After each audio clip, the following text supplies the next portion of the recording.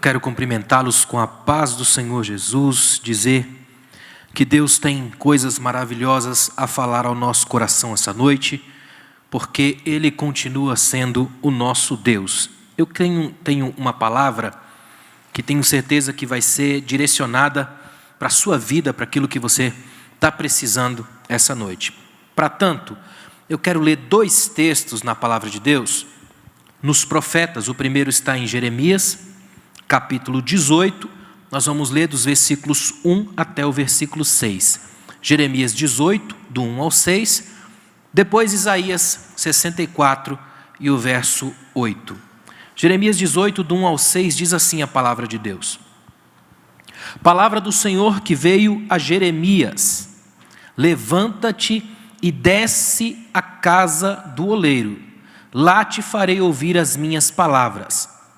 Desci à casa do oleiro e ele estava ocupado com a sua obra sobre a roda. Como o vaso que o oleiro fazia do barro se estragou nas suas mãos, então fez do barro outro vaso, conforme melhor lhe pareceu. Então veio a minha palavra do Senhor: por acaso não poderei eu fazer de vós como fez este oleiro, ó casa de Israel? Declara o Senhor: como barro na mão do oleiro, assim sois vós na minha mão, ó casa de Israel.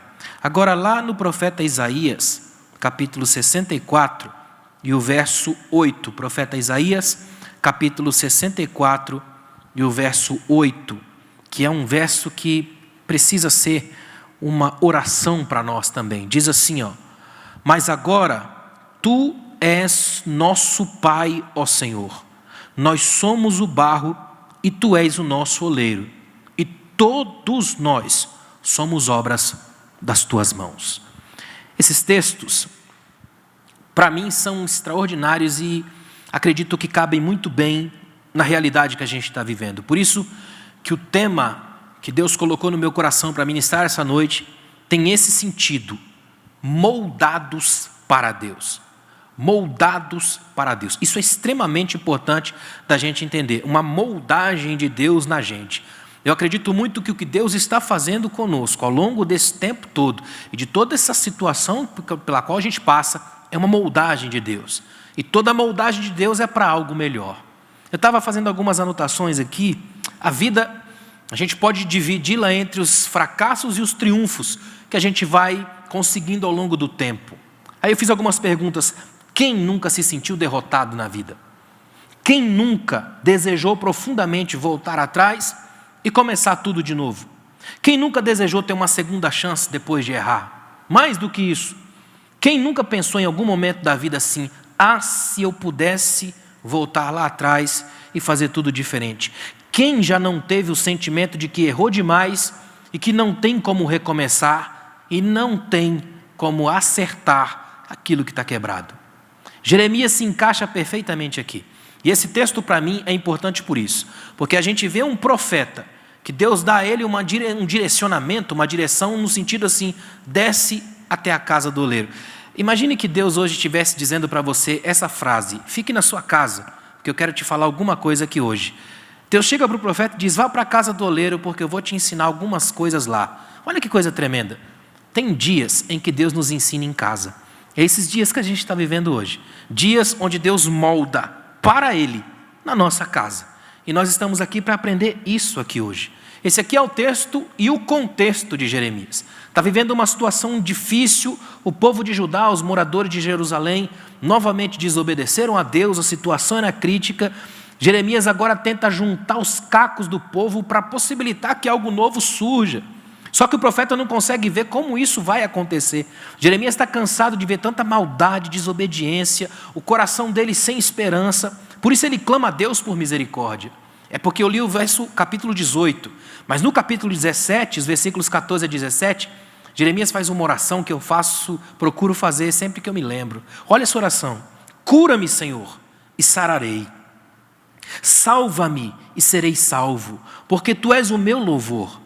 Eis que eles me dizem: onde está a palavra do Senhor? Preste atenção nisso. Venha agora, porém eu não me apressei em ser o pastor seguindo-te, nem tampouco desejei o dia da aflição. Tu o sabes, o que saiu dos meus lábios está diante da tua face. Não me sejas por espanto, meu refúgio és tu no dia do mal. Olha que oração maravilhosa que é essa. O Senhor é o meu refúgio no dia do mal. O Senhor é quem me alcança. Aí eu fui ler essa mesma oração de Jeremias, do capítulo 17, na versão de Eugene Peterson, a mensagem, e é tremenda. Olha como é essa mesma oração que eu li de Jeremias capítulo 17, versículos 14 a 17. Olha que tremendo. Ó Eterno, por favor, junta os pedaços e me restaura. Só tu mereces o louvor. Ouve como falam de mim. Então, onde está essa palavra de Deus? Gostaríamos de ver algo acontecendo. Mas não foi ideia minha anunciar o dia do juízo. Eu nunca quis tribulação. Tu sabes exatamente o que eu disse. Está tudo às claras diante de ti. Não aumentes meus problemas. Dá-me algum alívio. Olha que oração espetacular. Jeremias dizendo para Deus assim: Deus, eu nunca quis ser um profeta do caos. Porque quando a gente olha para o texto de Jeremias, tudo o que ele profetiza é tão doído, é tão complicado, é tão machucador. Você vê a situação da nação em crise, em caos, sendo invadida por um exército opressor, um exército que sai matando de forma truculenta. É um negócio angustiante. E aí você encontra um profeta que no meio disso tudo, quando ele se levanta, ele não vem com uma palavra abrandada para o povo. Isso quem faziam os falsos profetas, que diziam: paz, está tudo tranquilo. E Jeremias vem com uma palavra mais difícil, mais complicada, mais dura, dizendo para o povo: isso que está acontecendo é uma mão de Deus, mas não contra o povo, e sim contra nós, para que a gente aprenda a confiar em Deus numa outra perspectiva. Isso não foi fácil para o profeta dizer, mas o profeta sabia de uma coisa: Deus estava no processo. E quando Deus está no processo, a obra final é um vaso perfeito, pleno e feito pelas mãos de Deus. Eu acredito que a gente pode fazer um paralelo aqui. Obviamente não preciso forçar nada, mas trazer para hoje. Deus escuta o clamor de Jeremias e responde ele através de um encontro com o oleiro. Olha o que Deus faz. Deus escuta no capítulo 17 o que o profeta ora, em uma oração tão doída, complicada como essa. Aí diz para o profeta assim: eu vou te ensinar uma coisa, vai para a casa do oleiro, porque lá eu vou te fazer observar o que eu estou fazendo. Aí olha que incrível, é como se Deus dissesse: você é um vaso para mim, está falando para os meus vasos de coisas difíceis, mas eu vou mostrar para você o processo por trás da obra de arte que você é. Eu vou mostrar a modelagem por trás disso tudo. As rodas do oleiro e as mãos do oleiro. É ele dizendo assim: eu quero que você entenda que você vai fazer parte de um processo que eu estou agindo com as próprias mãos. Interessante que os oleiros passavam óleo na mão para manusear melhor o barro. É como se ele dissesse: Jeremias, agora vou te ensinar um outro nível, mais profundo, de modelagem, de que eu preciso às vezes apertar em alguns pontos, até quebrar, até fragmentar, porque é da natureza do barro quebrar e é da minha natureza reconstruir. O forno, ele vai ver, ele vai entrar naquela olaria, vai enxergar o oleiro, vai enxergar o trabalho do oleiro, vai enxergar o forno, onde era levado o barro para altas temperaturas, tanto para fortalecer, quanto para tirar as impurezas, o calor do forno, que também quebra as peças defeituosas, e o próprio vaso, que nada mais é do que o resultado do trabalho. Só que olha que interessante, é mais do que apenas um vaso, um utensílio qualquer. É uma coisa que o próprio oleiro vai fazer e gastar tempo nela. Então o que tem aí é um relacionamento. É isso que eu acho mais impressionante de Deus. Mesmo que tudo ao nosso redor pareça estar tão complicado, tão difícil, o que está surgindo daí é uma nova forma de relacionamento com Deus, que não quer estar apenas de longe, distante, acima e de costas para o povo. Quer estar mexendo com Ele, pegando, artesanal, fazendo com as mãos. Deus sempre esteve interessado em nos moldar para Ele e não apenas por Ele.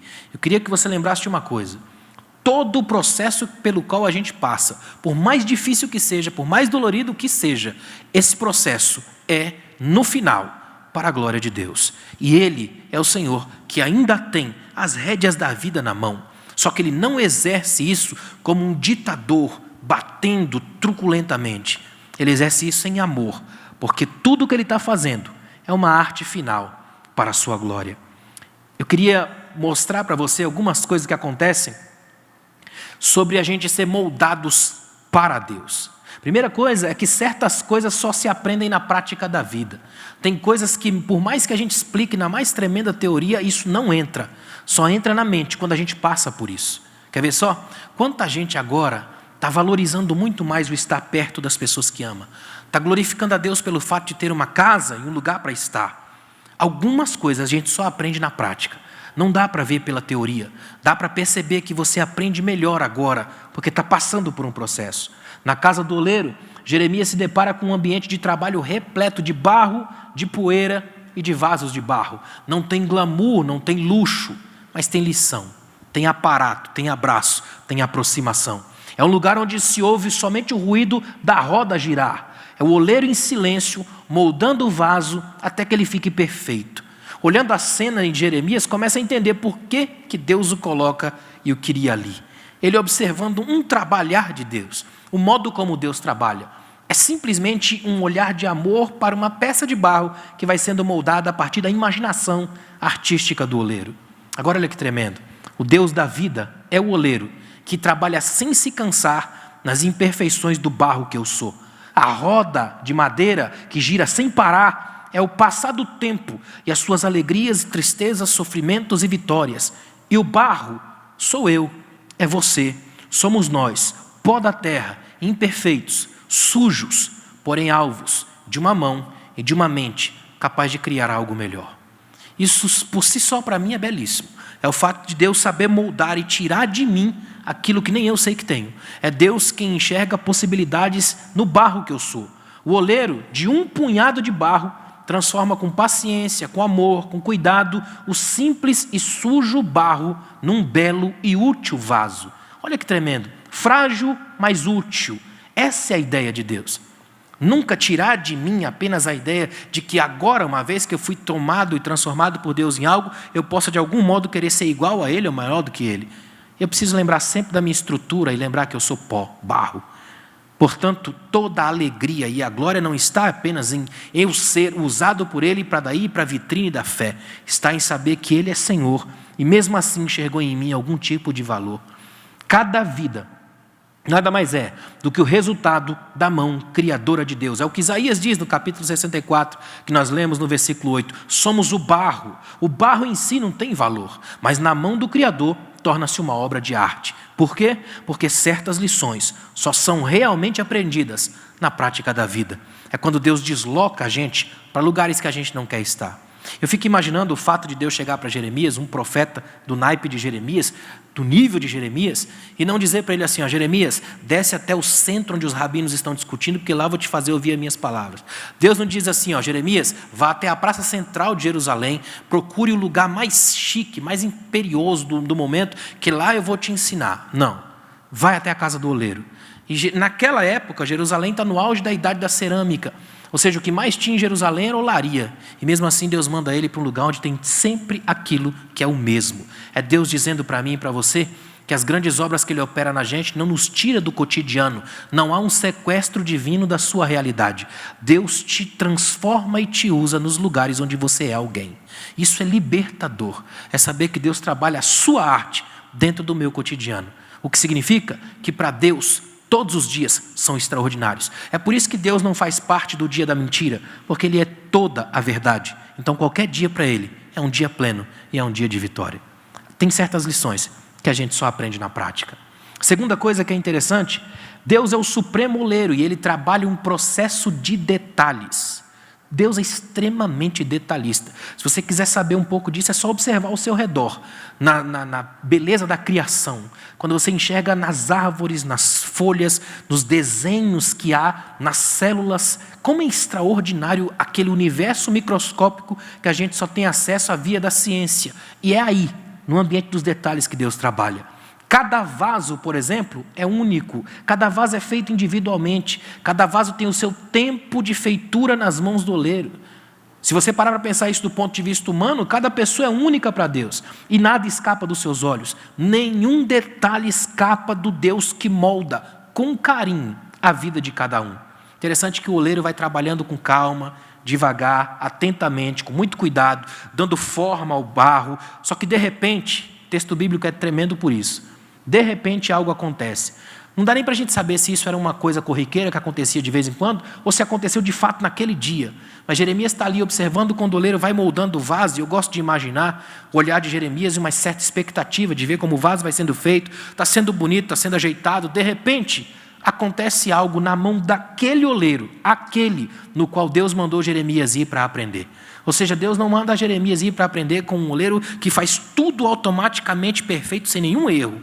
Deus manda ele para aprender com um oleiro que quebra o vaso. É incrível isso.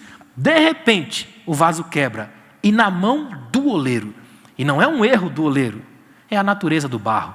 Todo barro quebra. É a natureza da gente. A gente erra. A gente fracassa. A gente falha. Quem é o culpado? Qual é a razão de ter quebrado? É culpa do oleiro? Óbvio que não. O próprio Deus vai dizer, assim como esse barro aí foi feito na mão do oleiro, assim, Israel, vocês são na minha mão, eu quebro vocês. A culpa é da roda? Não, não pode ser. A roda da vida continua girando como sempre. Só sobra um para ser culpado aqui. É do vaso, é do barro. Provavelmente uma pedrinha na mistura, provavelmente alguma coisa no barro, faz com que o barro se quebre ali.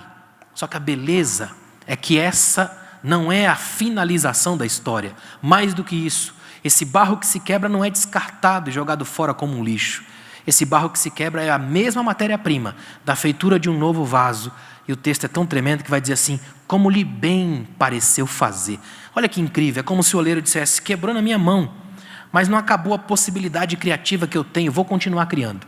E ele resolve criar mais do que simplesmente estava criando, um vaso melhor. O que eu aprendo aqui hoje, nesses detalhes aqui? Eu percebo que Jeremias entende a dinâmica da história humana. Quando eu resisto ao trabalho de Deus, teimoso, não quero me colocar nas mãos do oleiro, provavelmente provoco rachaduras internas terríveis, porque o barro não se vira sozinho. Mas se eu permitir que esse trabalhar do oleiro seja feito do modo como ele pensa, ele sempre vai pensar algo melhor para mim, como lhe bem parece fazer.